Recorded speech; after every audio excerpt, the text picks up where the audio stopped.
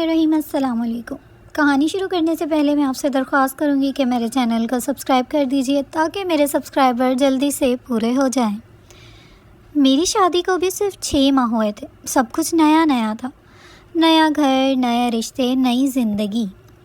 लेकिन जिस चीज़ ने मुझे सबसे ज़्यादा चौंकाया वो मेरी सास का अजीब रवैया था। मैं किसी से कुछ कहती तो शायद कोई यकीन ना करता, इसलिए खामोश रहती रही। मगर आज पहली बार मैं ये सब कुछ शेयर कर रही हूँ क्योंकि मेरे ज़ब्त की हद ख़त्म हो चुकी है। शुरू में सब ठीक था। मैं रोज़ सुबह नहाकर अच्छे कपड़े पहनकर तैयार होती, बालों में हल्की खुशबू लगाती, हल्का सा मेकअप करती, शौहर के साथ नाश्ता करती और घर के कामों में लग जाती। मगर आहिस्ता आहिस्ता मैंने महसूस किया कि मेरे नए कपड़े गायब होने लगे हैं। और हैरत की बात ये थी कि वो कपड़े मुझे कभी वॉशिंग मशीन में नज़र नहीं आते, ना ही वापस अलमारी में। एक दिन मैंने नोट किया जो नया सूट मैंने ईद के लिए रखा था वो भी गायब है। मैंने दिल पर पत्थर रख कर सोचा शायद मेरी कोई गलती हो।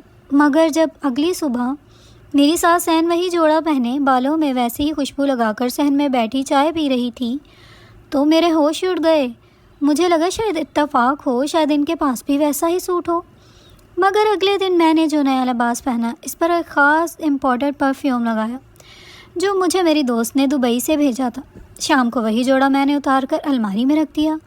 सुबह उठकर देखा तो वो जोड़ा गायब, और कुछ देर बाद मेरी सास वही खुशबू, वही लिबास, वैसे ही तैयार सहन में बैठी थी।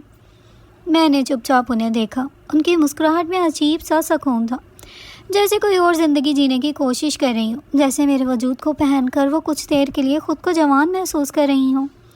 इनके चेहरे पर वो रोशनी, वो अदा, जैसे वो मैं हूँ। मेरी सांस से रुकने लगी। मैं चुप रही, देखती रही। अगले दिन से मैंने हर रोज़ अपने कपड़ों को अलग अलमारी में रखना शुरू कर दिया, लॉक लगा दिया। मगर इससे पहले जो कुछ हो चुका था वो मेरी नींदें ले गया। एक दिन मैंने अपने कमरे में छुप कर खुशबू की छोटी सी बोतल अलमारी में रखी। रात को सब सोने के बाद मैंने पर्दा हल्का सा हटाकर देखा। वो दबे कदमों आई, अलमारी खोली, वही जोड़ा निकाला, खुशबू लगाई, आईने के सामने खड़ी हुई और ख़ुद को देखकर मुस्कुरा दी। फिर आहिस्ता से बोली, आज तो मैं बिल्कुल दुल्हन लग रही हूँ। मेरी रूह काम गई। मैं कुछ बोल नहीं पाई और इस रात के बाद मेरी नींदों का सुकून भी इन्हीं की तरह मेरी खुशबू के साथ गायब हो गया। मैं दिन भर के कामों के बाद जब थक कर सोना चाहती तो मेरी आंखें बार बार उसी लम्हे पर जाकर टिकती जब एक औरत जो मेरे शौहर की माँ है, मेरे लिबास में मेरी खुशबू लगाकर आईने में खुद को दुल्हन कह रही थी। कुछ दिन तक मैं खामोश रही, ना शौहर से जिक्र किया, ना किसी सहेली से। मुझे डर था कि कोई एतबार ही नहीं करेगा। सब यही कहेंगे, सास है, दिल से माँ का रुतबा रखती है, वैसा क्यों करेगी। एक दिन मैंने अपने जोड़ों में एक छोटा सा कैमरा लगा दिया। मेरा दिल नहीं मानता था, लेकिन सबूत के बगैर ये बोझ मेरे अंदर नासूर बनता जा रहा था। और जो कुछ रिकॉर्ड हुआ उसने मेरे शक को मुकम्मल यकीन में बदल दिया। वो आती थी, बड़ी नफासत से मेरी खुशबू लगाती, मेरे दुपट्टे को अपने शानों पर ऐसे रखती जैसे वो उनके हो, और फिर कुछ लम्हों तक बंद कमरे में आईने के सामने खड़ी रहती। इनकी आंखों में वो चमक होती थी जो शायद बरसों पहले ख़त्म हो चुकी थी। वो मुस्कुराती थी, घूमती थी, दुपट्टे के पल्लू संभालती थी जैसे वो फिर से 25 बरस की हो गई हूँ। लेकिन एक दिन कुछ बदला। मैंने वीडियो देखी और इस बार वो सिर्फ लिबास नहीं पहन रही थी, वो मेरे कमरे के आईने में मेरे नाम से ख़ुद को पुकार रही थी। आसिफ, देखो ना कैसे लग रही हूँ आज, तुम्हारी नाजिश। मेरे हलक में जैसे कुछ अटक गया। मैं नाजिश हूँ। आसिफ मेरा शौहर है, लेकिन इस आईने में वो ख़ुद को मेरे नाम से पुकार रही थी। मेरी हथेलियाँ पसीने से भीग गईं। मैं हर रात एक अनजाने खौफ के साए में सोने लगी। कमरे की खामोशी भी अब मुझे अजनबी लगती थी, और आईना जैसे मेरा सब कुछ चुरा कर किसी और को दिखा रहा हो। अगली सुबह मैंने पहली बार देखा मेरा वो वाला नीला सूट जिसे मैं सिर्फ ख़ास मौक़े पर पहनती थी। वो सहन में धूप में सूख रहा था। हालांकि मैंने वो सूट पिछले हफ्ते निकाला भी नहीं था। दिल की धड़कन तेज़ हुई। मैं दबे पाँव कमरे में गई। मेरे परफ्यूम की खुशबू अब दराज में नहीं थी, हवा में तहलील हो चुकी थी। कमरे के आईने पर होंठों के हल्के निशान थे, जैसे किसी ने लिपस्टिक लगाकर खुद को देर तक तकते हुए चूम लिया हो। मैंने शौहर से बात करने का फ़ैसला किया, लेकिन अल्फाज गले में अटक गए। आसिफ, क्या तुम्हें लगता है अम्मा? वो मुस्कुराया। नाजिश, अम्मा को कुछ मत कहो, वो तुमसे बहुत मोहब्बत करती हैं। मोहब्बत? ये कैसी मोहब्बत थी जो मेरी चीज़ों पर, मेरे नाम पर, मेरे वजूद पर छपकर कब्जा करना चाहती थी?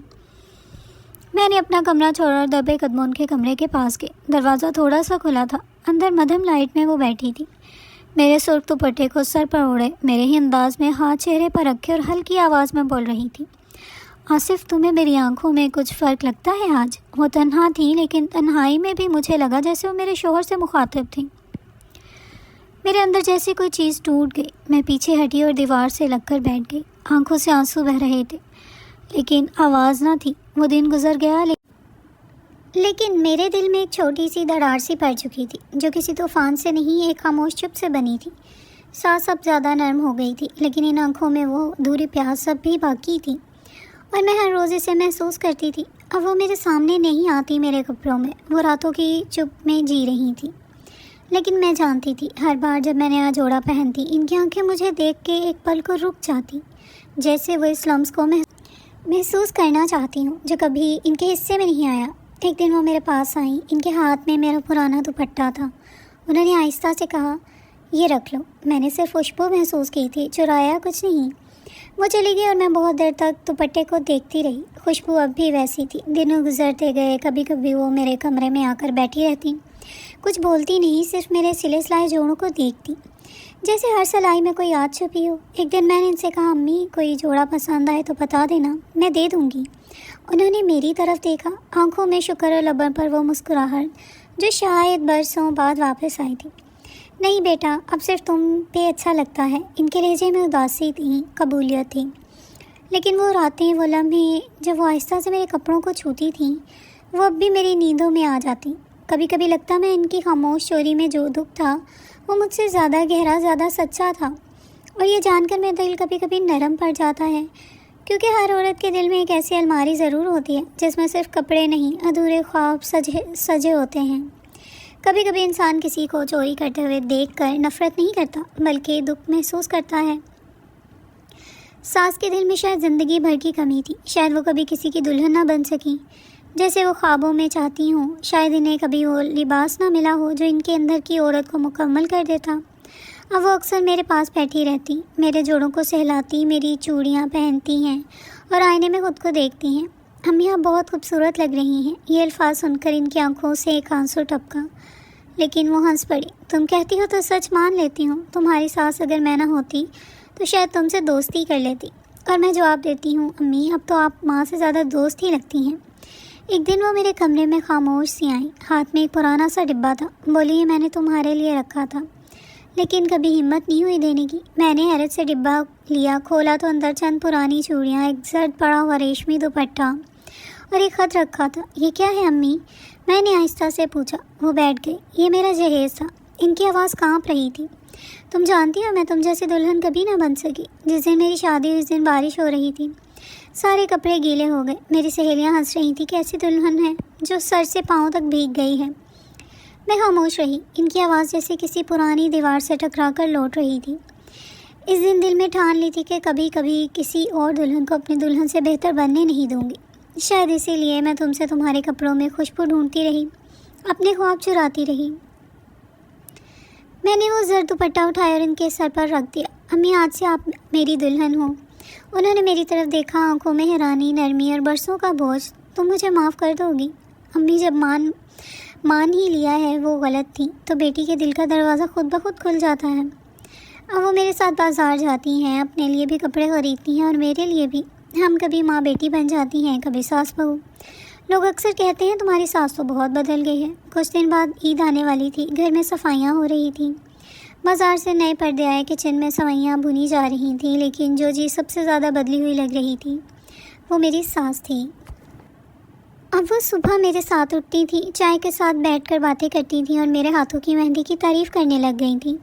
ایک دن میں کچن میں چولہے کے سامنے کھڑی تھی جب وہ آ کر بولی، اس بار تمہارے لیے جوڑا میں لاؤں گی، اپنی پسند سے۔ میں نے حیرت سے ان کی طرف دیکھا، لیکن آپ نے تو کبھی میرے لیے کچھ نہیں لایا۔ وہ مسکرائیں، یہی تو بدلنا چاہتی ہوں، اب جو رہ گیا ہے وہ وقت واپس لانا چاہتی ہوں۔